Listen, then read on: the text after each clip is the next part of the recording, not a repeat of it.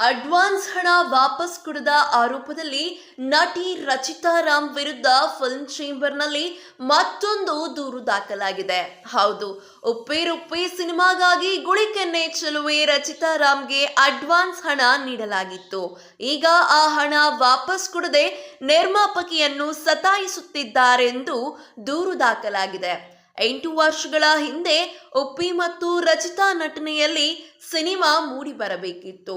ಉಪ್ಪಿ ರುಪ್ಪಿ ಸಿನಿಮಾದಲ್ಲಿ ಉಪೇಂದ್ರ ಜೊತೆ ನಟಿಸಲು ನಟಿ ರಚಿತಾ ರಾಮ್ ಅವರು ಒಪ್ಪಿಕೊಂಡಿದ್ದರು. ಈ ಸಿನಿಮಾವನ್ನು ವಿಜಯಲಕ್ಷ್ಮಿ ಅರಸ್ ನಿರ್ಮಾಣ ಮತ್ತು ಕೆ ಮಾದೇಶ್ ನಿರ್ದೇಶನ ಮಾಡುವುದಿತ್ತು. 23 ಲಕ್ಷ ಸಂಭಾವನೆಗೆ ನಟಿ ರಚಿತಾ ರಾಮ್ ಅವರು ಕಮಿಟ್ ಕೂಡ ಆಗಿದ್ದರು. ಮುಂಚಿತವಾಗಿಯೇ 13 ಲಕ್ಷ ಅಡ್ವಾನ್ಸ್ ರೂಪದಲ್ಲಿ ಹಣವನ್ನು ರಚಿತಾ ರಾಮ್ ಅವರು ಪಡೆದಿದ್ದರು.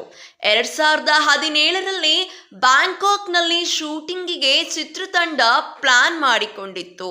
ಬರುವುದಾಗಿ ಒಪ್ಪಿಕೊಂಡ ರಚಿತಾ ರಾಮ್ಗೆ ಟಿಕೆಟ್ ಬುಕ್ ಮಾಡಿದ್ದರು, ಆದರೆ ಬಂದಿರಲಿಲ್ಲ.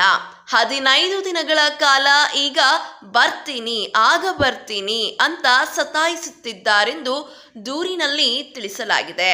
ಇದೇ ರೀತಿಯ ಸಿನಿ ಅಪ್ಡೇಟ್ಸ್ಗಾಗಿ ಈ ಕೂಡಲೇ ನಮ್ಮ ಚಾನೆಲ್ ಅನ್ನು ಸಬ್ಸ್ಕ್ರೈಬ್ ಮಾಡಿ, ಹಾಗೆ ಪಕ್ಕದಲ್ಲಿ ಕಾಣುವಂತಹ ಬೆಲ್ ಐಕಾನ್ನ ಕ್ಲಿಕ್ ಮಾಡಿ.